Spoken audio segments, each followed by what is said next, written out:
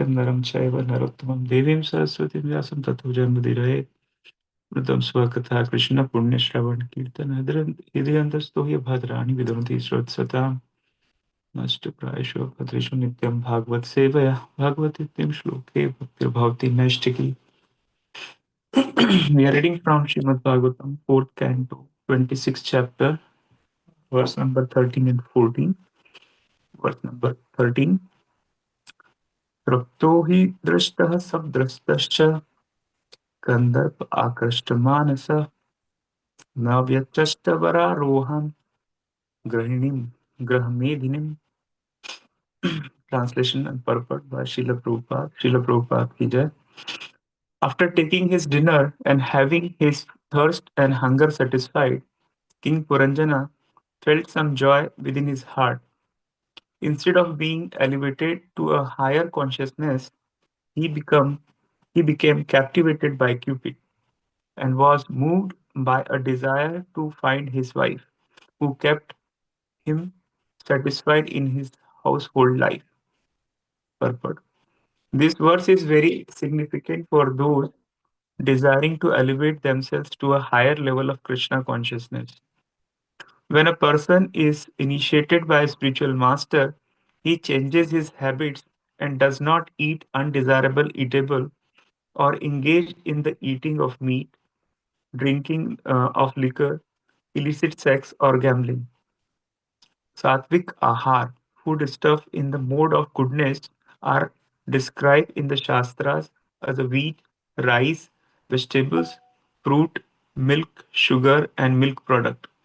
Simple food like rice, dal, chapati, vegetables, milk, and sugar constitute a balanced diet. But sometimes it is found that an initiated person, in the name of prasad, eats very luxurious food stuff. Due to his past sinful life, he become attracted by the Cupid and eat good food voraciously. It is clearly visible that when neophyte in Krishna consciousness eat too much, he falls down. Instead of being elevated to a pure consciousness, he become attracted by Cupid. So-called brahmacharis become agitated by women, and the vanprastha may again become captivated into having a sex life with his wife, or he may begin to search out another wife.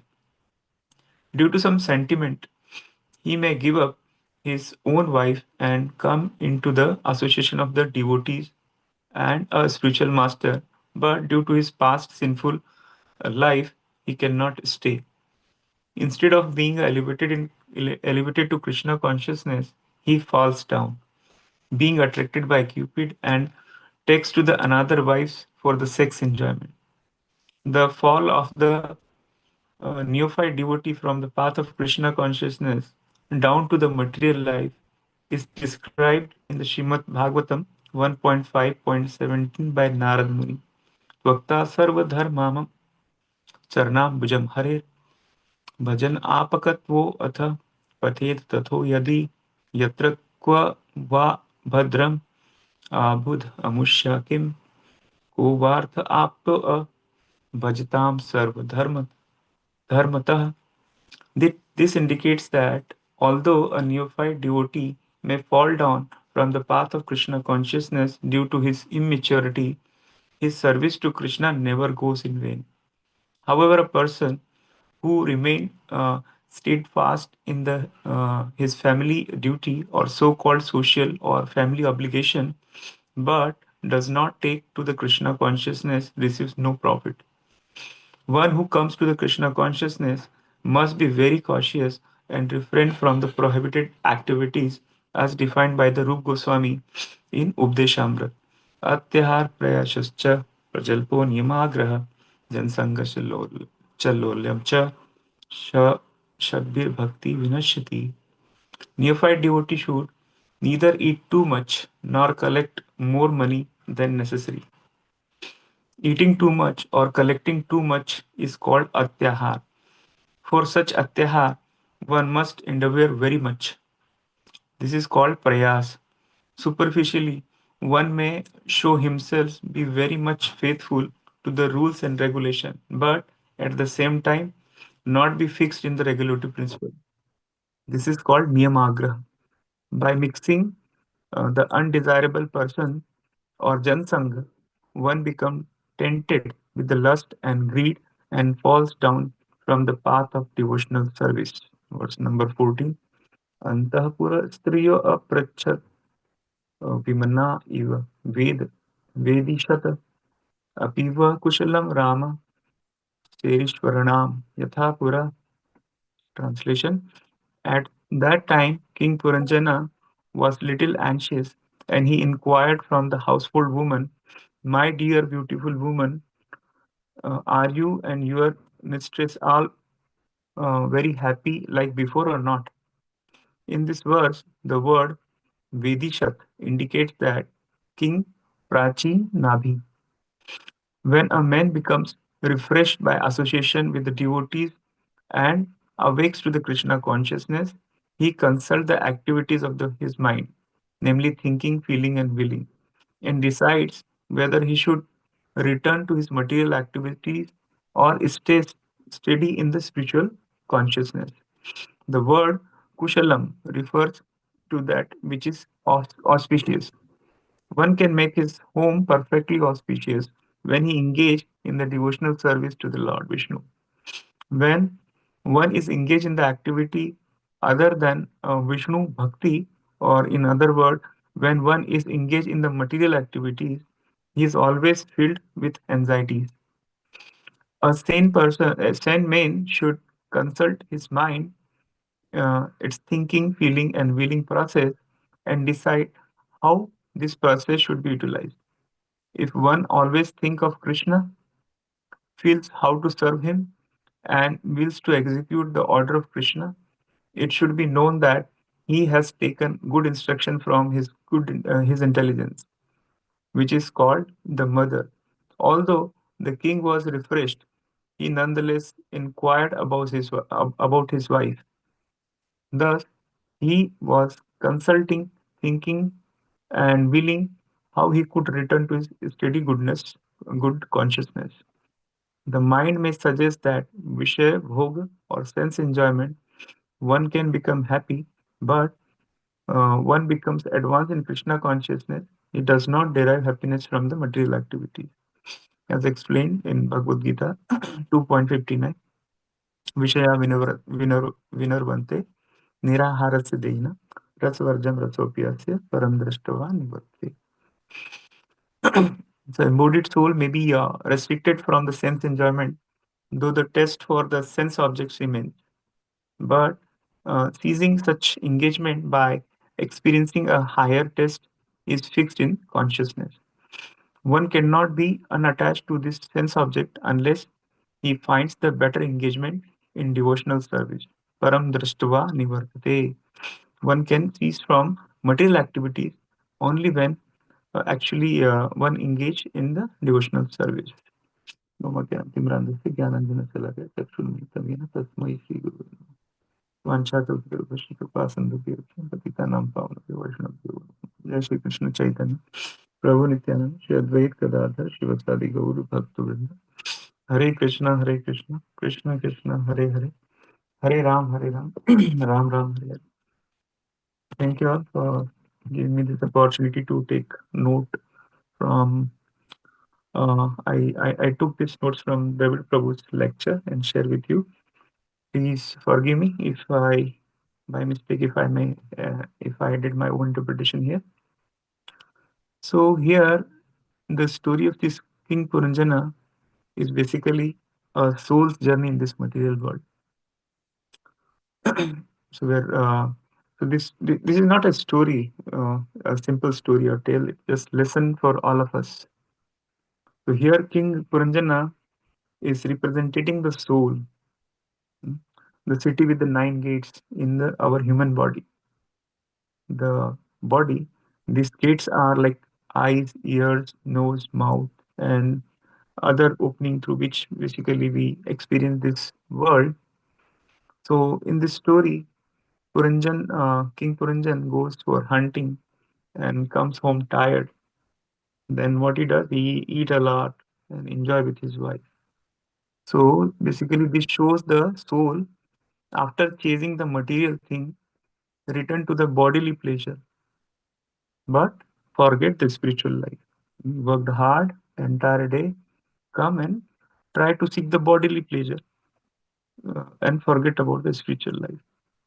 So that's the situation basically described by the Puranjan example.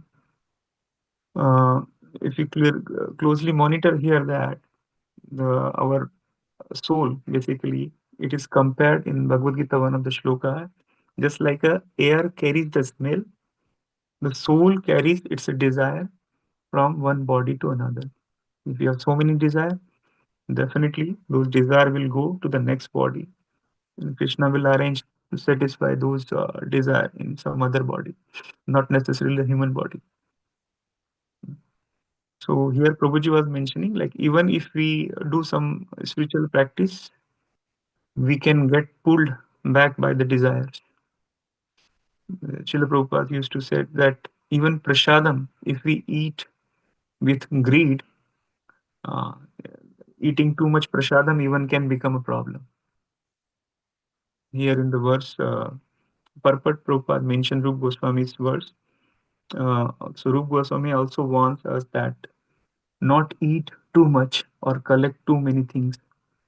This is called atyahara because it can harm our devotion. Our all effort can go in that direction, and we can forget our progress in Krishna consciousness. So how this danger comes? You know, it comes with very small compromise, basically. So in the case of Puranjan Maharaj also, he did not fall at all at once. He started gradually with small things. Mm. He wanting some comfort, then he ate too much, and then enjoying senses. So this is how the Maya works. It sneaks very quietly. Even we cannot get a sense that we are already in the clutches of Maya. In other words of Bhagavad Gita, it is clearly mentioned, Dhyayato Vishayan Punsa Sangasteshu Dhyayate. So they are thinking about the sense object leads to a attachment. And that attachment leads to the desire, and desire leads to anger. And then we'll again fall into this material world. So here, Dravida Prabhu shared a very funny story about when he was in Brooklyn Temple. He was a new devotee. So he used to love dancing in the kirtan, but he was saying like he was also very obsessed with having some sweet or halwa. So he used to share that okay, I was dancing for Krishna, but I was dreaming always about sweets, how I can get sweets from the kitchen. He was sharing another example of some other devotee. He was very good devotee, but one small habit he developed, that devotee, that just to relax after his service, he used to watch some worldly video, and so slowly his taste for those worldly videos become strong, and his chanting went down, and gradually even he that devotee stopped coming to the temple. So it start very small, small compromise. We even never know, like while searching, googling something spiritual thing, we ended up some seeing something worldly things. uh, Recently the seminar from the Aruda Mataji, she also clearly mentioned that watching without any objective, watching something on YouTube, randomly exploring something, can also leads to breaking the four regulative principle in a subtle way. In subtle way, it will get accumulated, and when it will take the bigger form, we cannot judge even. So even online, what we watch or listen to can affect our heart. So we must be very careful. Another point Prabhupada mentioned here, right? Bhakti is never lost. So Krishna's mercy is always there. Even if we make a small progress, it will save us from the greater danger. And Prabhuji mentioned about Indradumna Swami Maharaj, how he travels to the remote area of the this Amazon jungle, and he faces lots of poisonous insects and wild animal, but he keeps going there. Why? Because Krishna is giving him strength to serve him. So even if we stumble in Krishna consciousness, but Krishna's mercy is always there. So what matters is our sincerity and desire to return to him, even if we deviate for some time. But if we are sincere, if we have desire to return to him, Krishna is always there. He will give us his strength. Prabhupada used to say, fall down 7 times, get up 8th time. That is the spiritual life. And at last, Prabhuji mentioned how we can stay steady in the devotion. So he mentioned a couple of things like eat moderately, don't overeat. Even prasadam, we should take with gratitude. Sleep properly. We should not sleep too much or sleep too less. That can also affect our chanting and focus. Choose the good association, even it is online, right? If you are searching something, be very cautious. Be with the devotees who inspire you. Chanting with very much attention. Don't just finish the round. Try to connect with Krishna. Uh, so it depends. Prabhuji was mentioned. It depends. Different practice works for different people. But try to see what fits you. Try to focus more on the chanting, either like sitting nearby Tulsi Maharani, closing your eyes, not closing your eyes. Hear what uh, uh, you are chanting and all those things. But the main point is somehow we should focus on chanting. Yeah. So Prabhupada gave us everything basically to focus and be stick with the our final goal. He gave us the holy name. He gave us lots of temples, beautiful deities, lots of festival we are celebrating due to Prabhupada. Sumptuous prasadam, lots of book he wrote for us, and he left so many instructions. So let's use all this gift by Srila Prabhupada wisely. Let's try to rise each day with some fresh enthusiasm.